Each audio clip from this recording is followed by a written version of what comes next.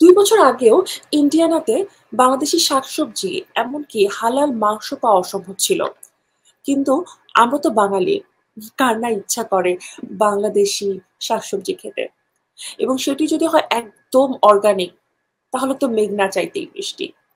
যুগে যুগে আমরা দেখেছি, যেখানে সমস্যা সেখানেই সমাধানের জন্য এগিয়ে এসেছেন কিছু মানুষ, যাদের জন্যই আমরা এই দূরপ্রবাসে বসেও বাঙালি হয়ে থাকতে পারি। আজ আমাদের সাথে আছেন এমনই একজন, যিনি ইন্ডিয়ানা স্টেটে এমন সমস্যার সমাধান করেছেন। বাংলাদেশি সহ এশিয়ানদের জন্য উনি প্রোভাইড করছেন অর্গানিক শাকসবজি, দুধ এবং হালাল meat. Let's welcome Mohammad Mizanur Rahman, founder of pure harvest farm. Thank you. Sathi আপু কেমন আছেন? ভালো আছে, আপনি কেমন আছেন? ভালো আছি। শুরুতেই আপনার কাছে আসলে জানতে চাই, এই যে পিওর হারভেস্ট ফার্ম সম্পর্কে কিভাবে শুরু হলো এই ফার্মটি?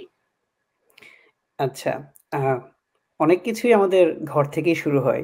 যেমন আমার ওয়াইফ ও হচ্ছে এই মানে যখন সেকেন্ড বেবিটা হয় তখন ওর স্বাস্থ্য সচেতনতার দিকটাও খুব গুরুত্ব দিতে থাকে। কারণ তখন কিছু কমপ্লেক্সিটি দেখা দেয়। তখন সে সিদ্ধান্ত নেয় যে কিভাবে সে ভালো খাবার খেতে পারে স্বাস্থ্যকর, যেগুলো স্বাস্থ্যের উপর কোনো নেগেটিভ বা নেতিবাচক প্রভাব ফেলবে না। তো সেই জায়গা থেকে আমি একদিন বললাম, হ্যাঁ, তাহলে আমরা এখানে একটা আমিষ কমিউনিটি আছে ফার্মার্স, যারা একদম ন্যাচারালি মানে ট্র্যাডিশনাল ফার্মিং করে থাকে। সো তারা কখনো কেমিক্যাল ইউজ করে না, কোনো পেস্টিসাইড ইউজ করে না তাদের ভেজিটেবল যখন তারা প্রোডিউস করে। তারপরে তারা যে হাঁস, মুরগি, গরু, ছাগল লালন পালন করে সেখানে কোনো অ্যান্টিবায়োটিক তারা পুশ করে না বা হরমোন পুশ করা হয় না। So all the sources of food from coming from them is really pure. So আমরা তখন চলে গেলাম হচ্ছে গ্রামে আমিষদের খুঁজতে। তো এরকম মনে পড়ে আমাদের আমিষদের আমরা খুঁজে পাচ্ছিলাম না। কারণ গুগল করে ওদের বাসা পাওয়া যায় না।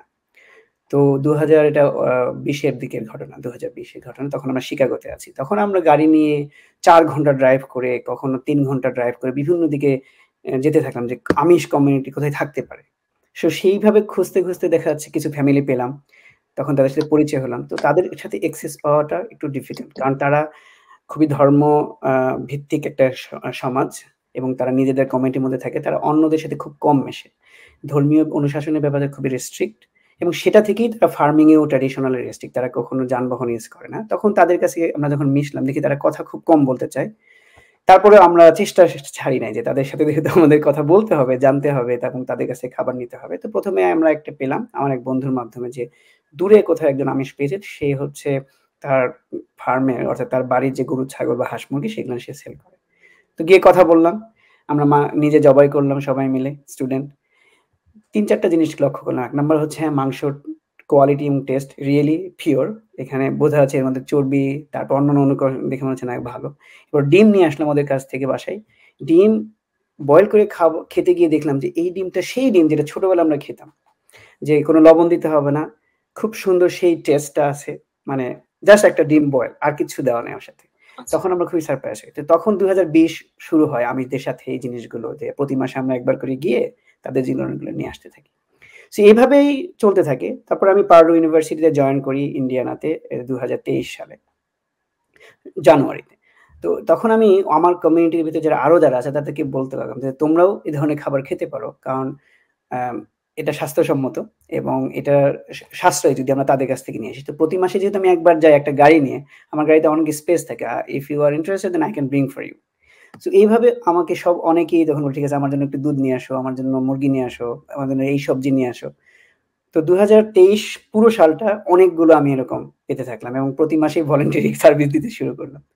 তখন ২৪ সালে এসে মনে হলো যে এত বেশি অর্ডারটা বেড়ে যাচ্ছে মানে তখন আমি ভলান্টারি করতে পারছি না। অনেকে মন খারাপ করছে। আমার জন্য তো এটা নিয়ে আসলো না। কারণ আমার ক্যাপাসিটি করছে না। তখন আমার ২০২৪ এ মনে হলো যে এটাকে আমরা একটু যদি কমার্শিয়ালি চিন্তা করি যে ঠিক আছে আমি তোমার জিনিস নিয়ে এসে দেব।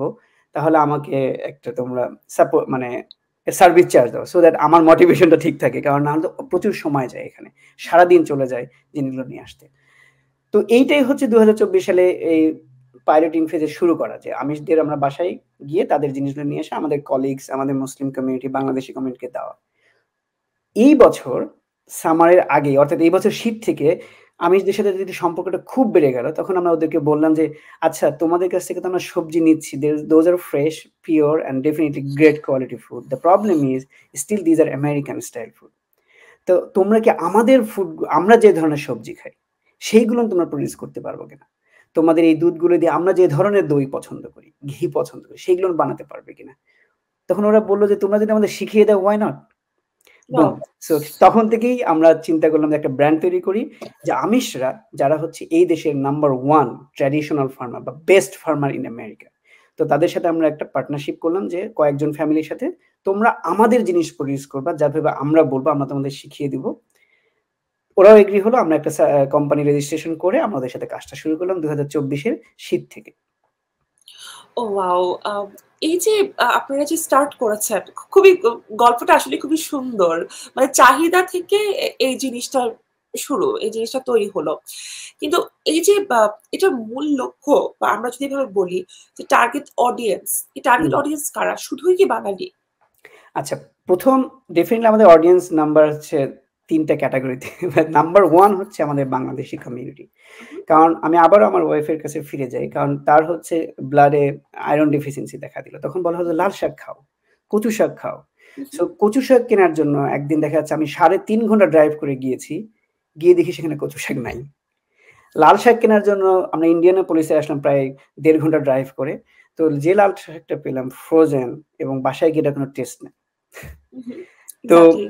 তো এইজন্য তার মানে আমরা যারা বাংলাদেশী কমিউনিটি, আমরা যে শাকগুলো, যে সবজিগুলো খেতে চাই সেগুলো আমরা পাচ্ছি না। যদিও পাচ্ছি সেটা নট ফ্রেশ। তো এজন্য আমাদের ১ম গ্রুপ হচ্ছে আমাদের কমিউনিটিকে সার্ভ করা। যে আমাদের সবজিগুলো আমরা প্রোডিউস করব। দ্বিতীয়ত হচ্ছে মুসলিম কমিউনিটি। আমরা এখানে হালাল মাংস ব্যাপারে খুব স্ট্রাগল করতাম। মানে এত বেশি এটা আমি যখন ১ম আমেরিকাতে আসি ২০১৫ তে। আমি ১ মাস ওয়েট করার পর ১ম হালাল মাংসের সন্ধান পেয়েছি। ২.৫ ঘন্টা ড্রাইভ একজনের সাথে করে। আমি তখন প্রিন্সটনে থাকতাম। আমি জানতাম না কোথায় পাওয়া যায়। সো এই যে আমরা মাংস খাবো, আমরা মাংস ভালোবাসি, গরুর মাংস, তাই না? গরুর ভুনা, বাট হালাল পাচ্ছি না। এজন্য মুসলিম কমিউনিটির জন্য হালাল, আবার হালাল মাংস পাওয়া যাচ্ছে, বাট দোজ আর ফ্রোজেন এবং প্রসেসড। আমি বলব যে প্রসেস মানে যে ফার্মে যে মাংসগুলা তৈরি করা হয় যে কেমিক্যাল দেওয়া, অ্যান্টিবায়োটিক পুশ করানো, মোটাতাজান করছে হরমোন দিয়ে। Those are not healthy. তাহলে মুসলিম কমিউনিটি যারা হালাল এবং হেলথিয়ার মাংস খেতে চায়, তারাও আমাদের একটা টার্গেট গ্রুপ। 3rd গ্রুপ হচ্ছে ইন জেনারেল সবাই যারা ভালো খাবার খেতে চায়। এশিয়ান। সো হ্যাঁ। ফর দিস কান্ট্রি বিকজ আমরা এখন এই কান্ট্রির একটা পার্ট। সো সকলের জন্য চিন্তা করতে হবে। ওয়াও!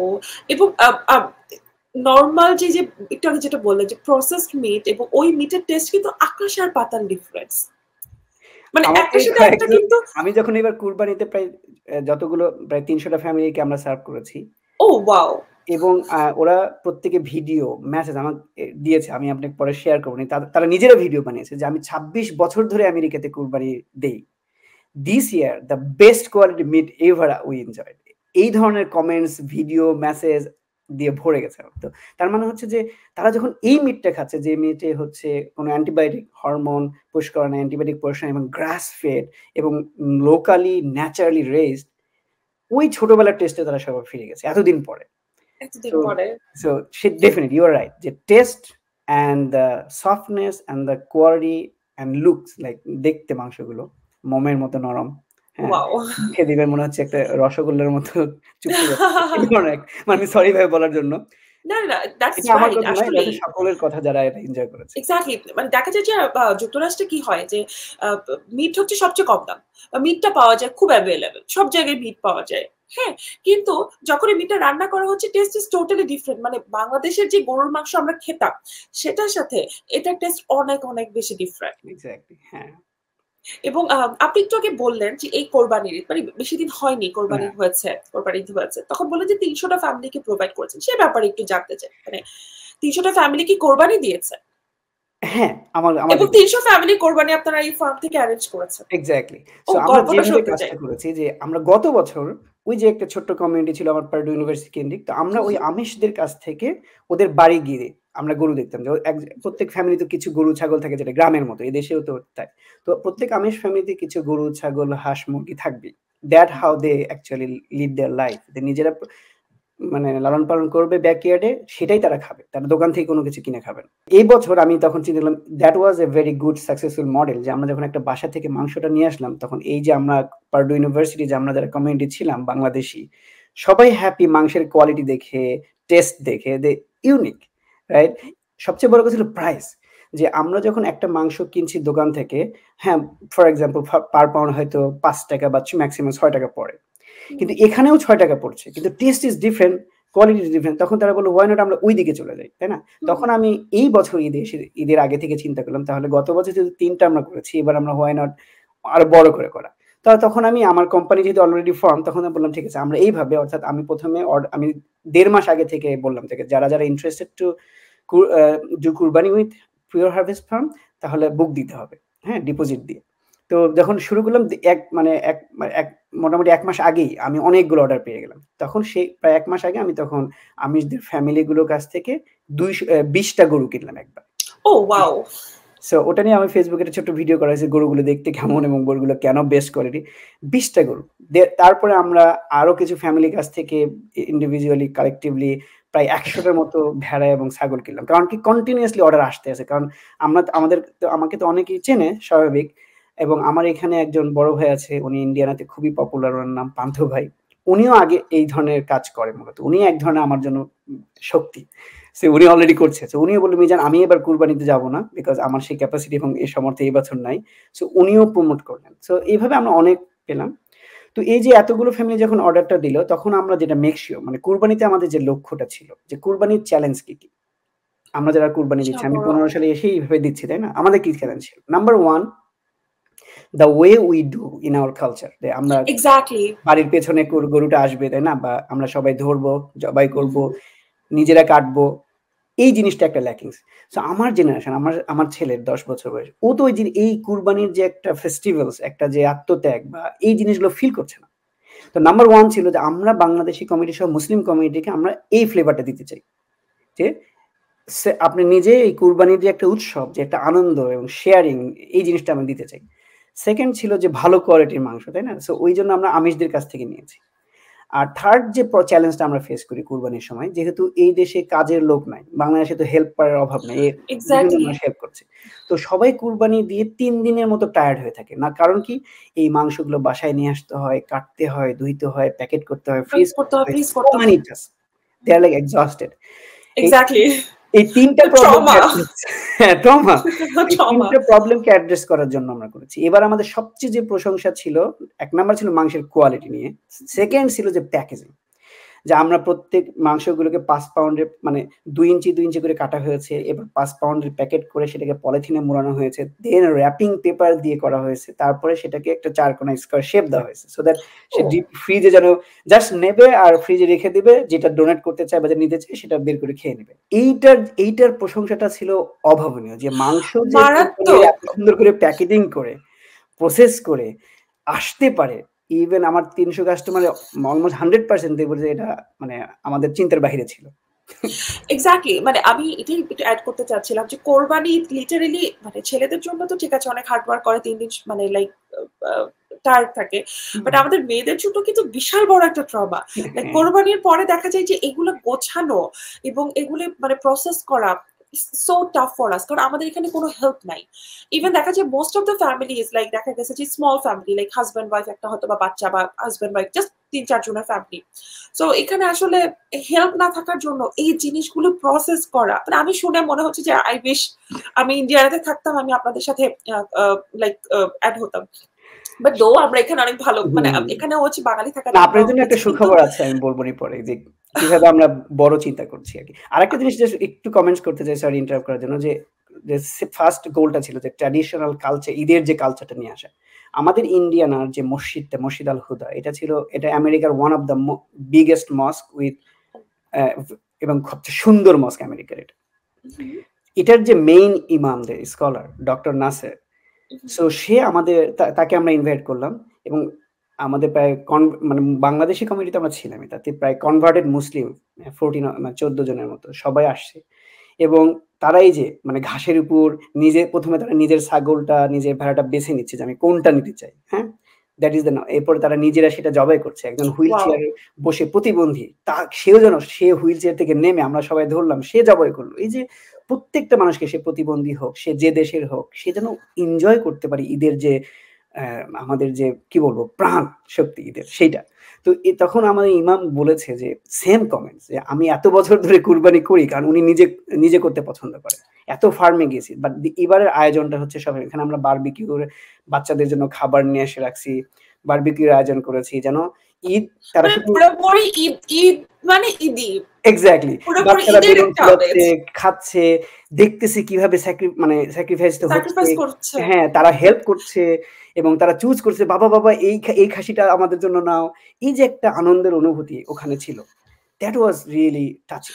এখানে একটু জাস্ট অ্যাড করতে চাই দেখেন আমরা হচ্ছে আমাদের কিন্তু মূল লক্ষ্য হচ্ছে আমাদের পরের জেনারেশন আমরা কিন্তু ছোটবেলা থেকে এগুলো দেখে বড় হয়েছি কিন্তু আমাদের পরের জেনারেশনকে কিন্তু এখনো আমরা এই যে ঈদের একটা ফ্লেভার বাট বিকজ ডেফিনেটলি ঈদের সময় আমাদের আসলে ওই হলিডেটা থাকে না কিংবা এই যে ঈদের সময় যে এই যে স্যাক্রিফাইস নিজের চোখে দেখানো বা একটা মায়া ক্রিয়েট করা মানে এগুলো কিন্তু হয় না সো ওরা কিন্তু এই সুবিধাটা পাচ্ছে ওরা কিন্তু দেখছে আমাদের আমাদের যে ট্রেডিশন আমাদের ট্রেডিশনের সাথে কিন্তু তারা অ্যাড হচ্ছে আপনার যে কনসেপ্টটা খুবই খুবই খুবই প্রশংসনীয়। আমার ছেলে এটাই ছিল আমার লক্ষ্য। আমার ছেলে সেদিন আমাদের যে মুরগিগুলো আমরা যখন দোকানে যাই সব তো এক কালারের মুরগি। মানে either একটা হোয়াইট অথবা ব্রাউন, তাই না? কিন্তু মুরগির ডিম যে বিভিন্ন কালারের হতে পারে if it is a naturally raised chicken, right? তো আমি একটা ছবি শেয়ার করব যেখানে দেখবেন প্রায় ৯ কালারের ডিম মানে ব্লু, অ্যাশ, গোল্ডেন। তো আমার ছেলে ওইটা দিয়ে পিওর হারভেস্ট লিখেছে। লিখে বলছে বাবা আই এম লাকি কেন? I got a golden eggs. তখন সে প্রশ্ন করছে এগের কালার কি এরকম হয়? ব্লু হতে পারে, গোল্ডেন হতে পারে। সে চিন্তা করে মানে এরপরে কুরবানি সে তো এই দেশে এসে মনে করতো ফেস্টিভ্যাল মানে হচ্ছে ওই ক্রিসমাস, হ্যাঁ? এখানে বাতি জ্বলবে। তখন তার প্রশ্ন ছিল আমাদের ঈদে কি হয়? কিন্তু ও যখন এখানে যাচ্ছে ওর সাথে আরো বাচ্চারা আসতেছে ও আমাদেরও একটা নিজস্ব কালচার আছে, আমাদের সংস্কৃতি আছে, তাই না? আমাদের উদযাপন আছে and that is looks more friendly কারণ এখানে সকলে শেয়ারিং কেয়ারিংটা বেশি, তাই না? তো এই বাচ্চাদেরকে অনুভূতিটা দেওয়া হচ্ছে। আরেকটা হচ্ছে যে ফার্মে যেমন আমার এই ২৭ তারিখে ফার্মে পিকনিক আছে যেখানে আমাদের ওখানকার মুরগি জবাই করে সবাইকে বারবিকিউ করা হবে, not like so call broiler মুরগি, রিয়েল চিকেন। এরপর পিক করবে যে পুঁই শাক, লাল শাক যা যা করতে চায় সব বাচ্চারা নিজেরা তুলবে। হ্যাঁ, তারপরে ওখানে গোবর রাখা আছে, ওদেরকে আমিষরা দেখাবে আমরা কিভাবে রিয়েল ফার্মিংটা হয় অর্থাৎ ট্র্যাডিশনাল। তো এই যে জেনারেশনকে আমরা মানে টেকনোলজির মাধ্যমে শুধু রেখে দুনিয়া মানে অন্য জায়গায় নিয়ে যেতে চান আমরা যেন বোধ। যেমন আমার ছেলের একটা বেস্ট হবি হচ্ছে ও স্ক্র্যাচে ও কোডিং এ সুপার কুল। সেকেন্ড যদি বলেন এটার পেছনে তোমার আর কি পছন্দ? ও বলছে আমি সে ফার্মারে যাবো গিয়ে ওই যে ঘোড়া দিয়ে তো ফার্মিং করে ওরা, ঘোড়া দিয়ে যে লাঙ্গল চাষ করে এইগুলো সে করে বেড়ায়। এইটা তার জন্য সবচেয়ে বড় ফান। সো আমি চাই যে আমাদের next generation gen G become real human being with the touch কি বলবো ন্যাচারাল টাচে থেকে, তাই না? পাশাপাশি তারা স্মার্ট হবে, ট্যালেন্ট হবে কিন্তু in that with the touch of nature. আপনার যে এই ফার্মটি এবং এই ফার্মটি কি পুরো বছর জুড়ে আপনারা করছেন নাকি কোনো সীমাবদ্ধতা আছে? যেহেতু আমরা ইস্ট কোস্টে বাসিন্দা, রাইট? যে অর্ধেক সময় থাকবে হচ্ছে ঠান্ডা যখন আপনি আসলে ফার্মিং করতে পারবেন না। But definitely our goal is to continue and serve our community all the year. So সেটার জন্য আমরা কিছু স্ট্র্যাটেজি নিচ্ছি। সো প্রথমে হচ্ছে যে আমরা কন্টিনিউ ভেজি করার জন্য আমরা কিছু গ্রিন হাউস তৈরি করছি। অলরেডি অনেকগুলো বিল্ড করা হয়েছে। জানে আমাদের সবজিগুলো ওখানে হয়, লাল শাক, পুঁই শাক যেগুলো আমার সবচেয়ে প্রিয় সেটা যেন আমরা সারা বছর করতে পারি। এইটা আমরা কন্টিনিউ। আর হাঁস মুরগি গরু তো সারা বছর হবে। সো হালাল meat can continue all the year for sure ইনশাআল্লাহ। বাট স্টিল এই বছর আমরা প্রথম তো গ্রিন হাউসে লাল শাক বা এই ধরনের জিনিসগুলো করব। তো দেখা যাক কি এক্সপেরিমেন্ট আসে। বাট এক্স্যাক্টলি আমি এতটুকুন বলতে পারি যে যত মানে কি বলে প্রবলেম আসুক না কেন definitely there will be a solution চলে আসবে। কিন্তু প্রবলেম আছে এখানে একটা, যেহেতু আমাদের মেইন পার্টনার বা যারা লেবার করছে মানে ব্যাকগ্রাউন্ডে Amish, they don't use electricity, that's the challenge. বলছে না আমরা আনন্যাচারাল কোনো কিছু করতে পারবো না। সো গ্রিন হাউস যদি হয় এখানে ইলেকট্রিসিটি আসবে না, তাহলে কিভাবে আমরা ওয়ার্ম করবো? সেটার জন্য আমাদের ন্যাচারাল প্রসেস যেতে যাচ্ছে যে ওর ভেতরে হয়তো আমরা একটা চিমনি দিয়ে কাঠ জ্বালিয়ে জিনিসটাকে ওয়ার্ম করে রাখতে হবে। Again, it has to be natural, it has to be traditional, no electricity, no other thing, মানে কি বলবো, technology, no machinery will be used by them. So এটাই হচ্ছে চ্যালেঞ্জ, ন্যাচারাল করতে হবে আর কি। আমার খুব জানতে ইচ্ছে করছে, একটু আগে বললাম যে আমরা ওয়েস্ট কোস্টে আছি, রাইট? তো এই ইস্ট কোস্টে বাংলাদেশি শাকসবজিগুলি, মানে যেহেতু ওরা এর আগে কখনো করেনি, আমিষ যে পিপলরা তারা এর আগে কখনো করেনি, তো ফলন কেমন হচ্ছে? এটা খুব ভালো প্রশ্ন। প্রথম কথা, কিছু জিনিসের ফলন খুব ভালো হচ্ছে, যেমন লাউ শাক, মানে ছেয়ে গিয়েছে একবারে। মানে আমি অবাক যে লাউ শাক মনে হচ্ছে গর্জে উঠছে, এক সারিতে 100টা লাউ গাছ হয়ে গেছে, এত বেশি ঝেঁকে।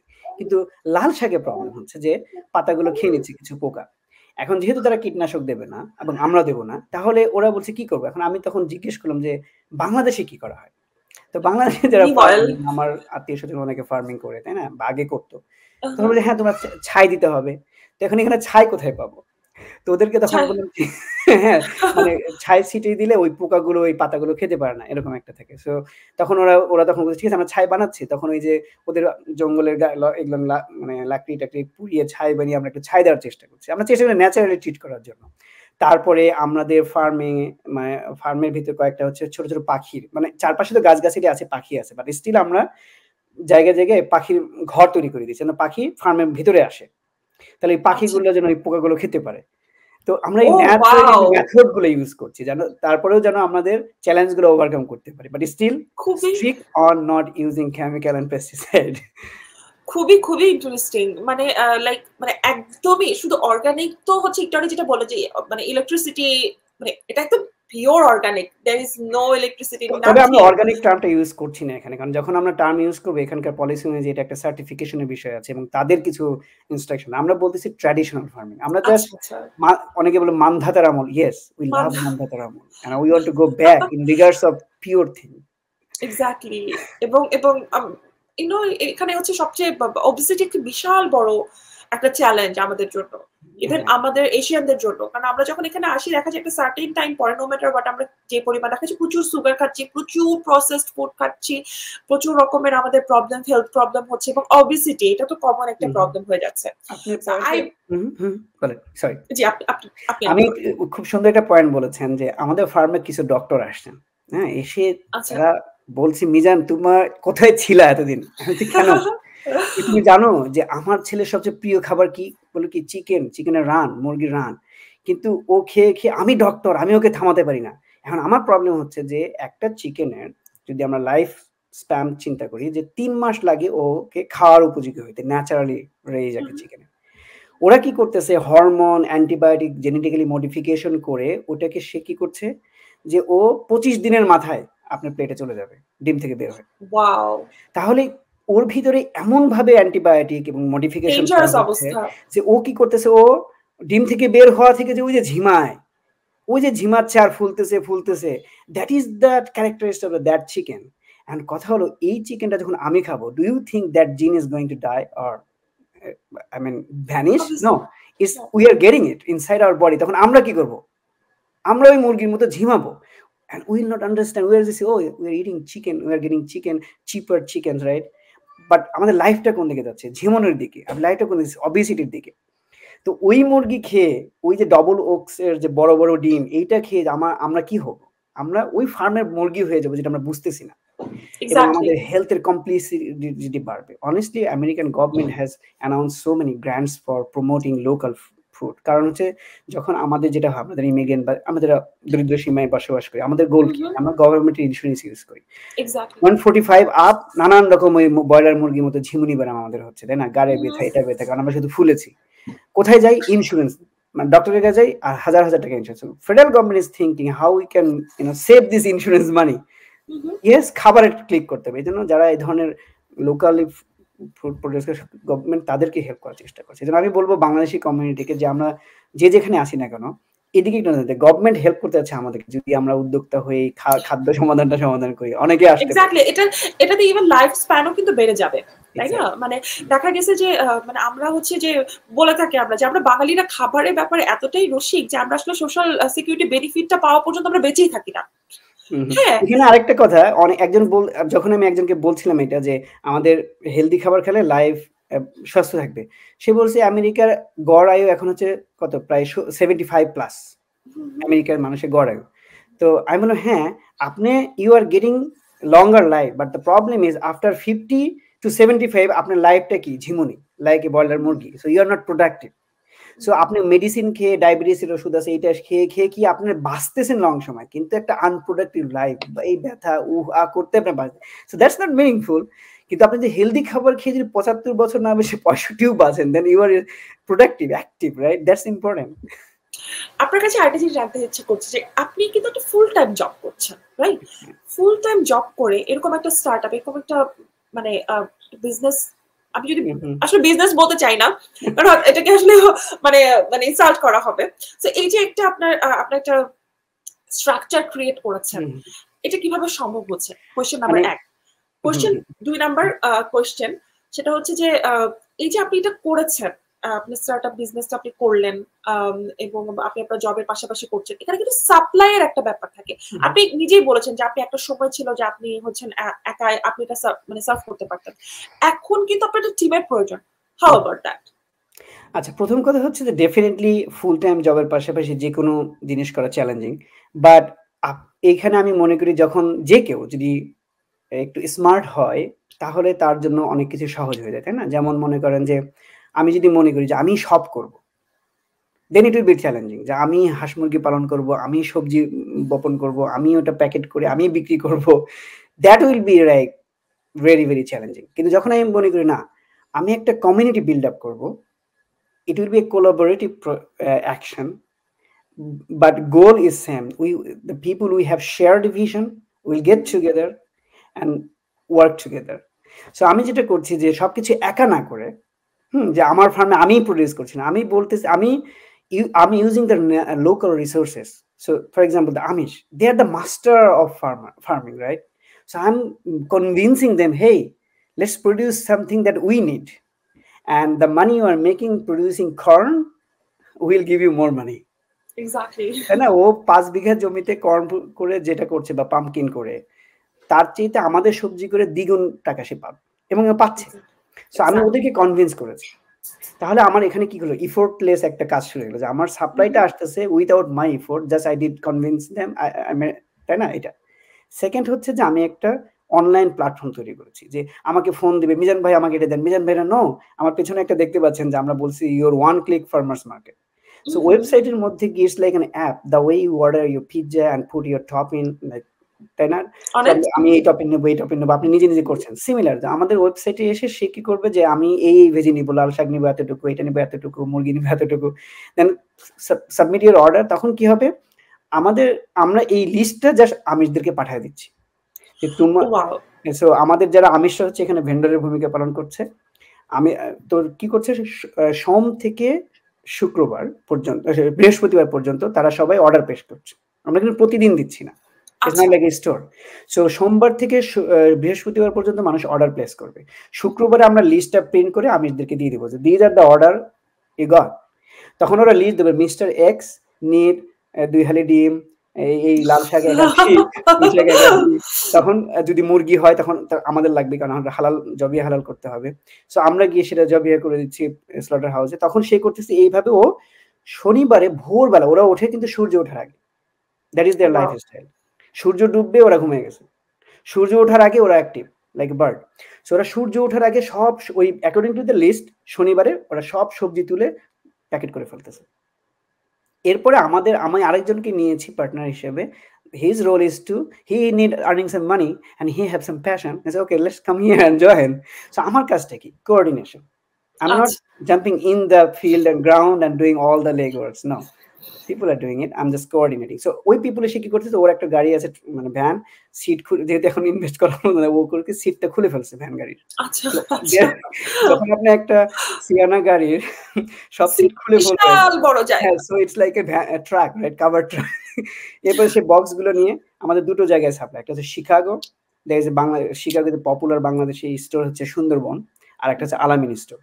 তাদের ওখানে বক্সগুলো গিয়ে পড়ছে, কাস্টমার জানে যে আমি সুন্দরবন থেকে কার পিক করবো আমার বক্সটা। তাহলে শনিবার সকালে তোলা হচ্ছে জমি থেকে, বেসড অন দেয়ার অর্ডার, যে অর্ডারগুলো 5 দিন ধরে কালেক্ট করা হয়েছে।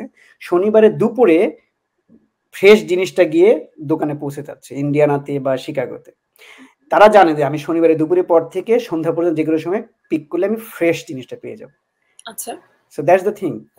So it is like effortless করতে পেরেছি because collaboration and some idea working behind it.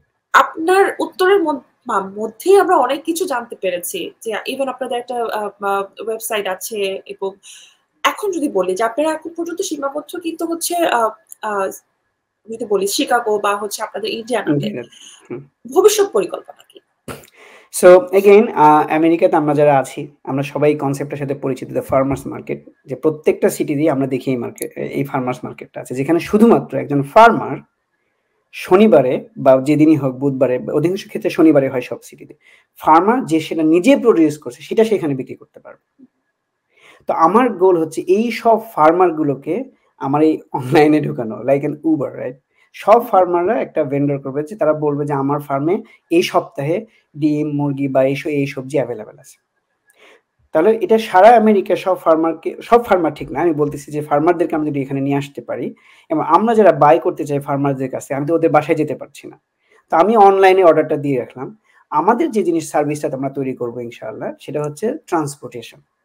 আমাদের গোল হচ্ছে যে you as a consumer you will buy directly from the farmers. Those farmers are producing the food we need or we want.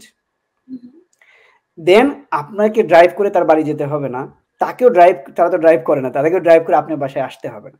Our service will do that responsibility and that is our area of growth, যে আমরা এখান থেকে একটা service charge নেব। So we are not going to really sell something, honestly. Pure Harvest is like a platform to connect consumer and producer. আপনার vision অনেক অনেক অনেক সুন্দর এবং অনেক বড়। আমরা সত্যি মানে আপনার কথা শুনে সত্যি অনেক ভালো লাগছে যে এত সুন্দর একটা প্ল্যাটফর্ম আপনি ক্রিয়েট করেছেন যেখানে আসলে আমরা বাঙালিরা, কারণ আমরা বাঙালিরা চিন্তাই করি হচ্ছে যে আচ্ছা আমাদের হচ্ছে যে মানে যেটা সবাই আসলে ভাবি, বাংলাদেশের শাকসবজির দামটা কিন্তু রিজনেবল, হ্যাঁ, মাংসর দামটা অনেক বেশি। আর এখানে মাংসের দামটা কম, ডিমের দামটা কম, কিন্তু আমি দেখা গেছে যে লাল শাক, এক কাঠি লাল শাক দিয়ে আমি 1 কেজি মাংস কিনতে পারছি। এক্স্যাক্টলি। হ্যাঁ, তো আমাদের কাছে শাকসবজিটা কিন্তু একটা আবেগ, এটা শুধু খাবার না, এটা একটা আবেগের ব্যাপার। একটা দেশি লাউ হচ্ছে একটা আবেগের ব্যাপার। একটা দেশি লাউ যদি আপনি প্যাটেল ব্রাদার্স যেটা আছে এখন কিনতে গেলে দেখা যাচ্ছে প্রায় 20 টাকার মতো লেগে যায়, কারণ ওরা বলে যে হ্যাঁ $7.25 পার পাউন্ডেও আমি কিনেছি। যদি সেটা 7 পাউন্ড ওজন হয় বা 5 পাউন্ড, সো এটা বিশাল ব্যাপার, এক্স্যাক্টলি বিশাল ব্যাপার।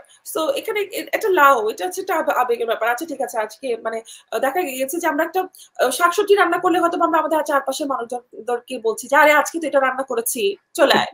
হ্যাঁ, চিংড়ির মধ্যে লাউ রান্না করেছি, কি তাই নাকি, দেখা যাচ্ছে লাইন। সেটাই। সো এই যে একটা কমিউনিটি এবং আমাদের এর মাধ্যমে কিন্তু আমাদের কমিউনিটির সবার সাথে সবার কানেকশন বেড়ে যায় এবং আমরা অনেক বেশি কানেক্টেড, ওয়েল কানেক্টেড। এবং আপনাকে অসংখ্য অসংখ্য ধন্যবাদ এত সুন্দর একটি প্ল্যাটফর্ম ক্রিয়েট করার জন্য এবং এত সুন্দর একটি প্ল্যাটফর্মের ইনফরমেশন আমাদেরকে দেওয়ার জন্য এবং আমাদের দর্শকদেরকে জানানোর জন্য। আপনাকে অনেক অনেক শুভকামনা। হ্যাঁ, আপনাকেও একটু সুযোগ দেওয়ার জন্য এখানে এবং আমাদের আইডিয়াটাকে পরিচিত করিয়ে দেওয়ার জন্য। আমি কি দুটো পয়েন্ট বলতে পারি কিনা? অবশ্যই, প্লিজ প্লিজ। আচ্ছা, এক নাম্বার যেটা বলতে চাই যে আমাদের বাংলাদেশি কমিউনিটির জন্য, আপনারা অনেকেই নিজের ব্যাকইয়ার্ডে সবজি চাষ করে থাকেন। যদি অনেক সময় আপনি লাউ গাছ করেছেন 5টি, দেখা যাচ্ছে এত বেশি লাউ আপনি খেতে পারছেন না, মানুষকে দিয়েও শেষ হচ্ছে না। ইউ ক্যান মেক সাম মানি। আপনি এখানে আমিষ ফার্মার না, আপনি নিজেও আমাদের ওয়েবসাইটে এসে ভেন্ডর হতে পারেন। It's like in Amazon. আপনার সবজি আপনার লোকাল পিপলের কাছে বিক্রি করতে পারেন আমাদের ওয়েবসাইটে। আরেকটা জিনিস হচ্ছে যারা প্রডিউস করে অনেক এক্সপার্ট হয়ে গেছেন, আমি কিন্তু কৃষক না, তাই না? I need your support. So আপনারা যদি আমাদের ফার্মে আসেন অথবা আমাকে মানে কিছু আইডিয়া দেন যে কিভাবে পটল চাষ সফল হতে পারি, তাহলে আমি আবার সেটাকে কনভে করব টু দ্য ফার্মার্স, অথবা আপনি নিজেও আসতে পারেন। এই সাপোর্টটা আমি আপনাদের কাছে, সকলের কাছে চাচ্ছি। আর ফাইনালি সকলের প্রতি উদাহরণ আহ্বান যে আমরা ইমিগ্রেন্টস, আমরা সবসময় চিপার ফুড খেতে চাই কারণ আমাদের ফিনান্সিয়াল চ্যালেঞ্জ এই দেশে রয়েছে। বাট যদি আমরা নিজেরা আমরা যে উদ্যোগটা নিয়েছি, এখানে আপনি পিওর ফুড পাবেন কিন্তু still the reasonable price the way you buy from Walmart. So আমরা যদি সকলে একসাথে আসি তাহলে এই জিনিসটা সম্ভব সকলের সহযোগিতা পেলে। আবারও সকলের কাছে অনেক কৃতজ্ঞতা সময় ধরে শুনবার জন্য।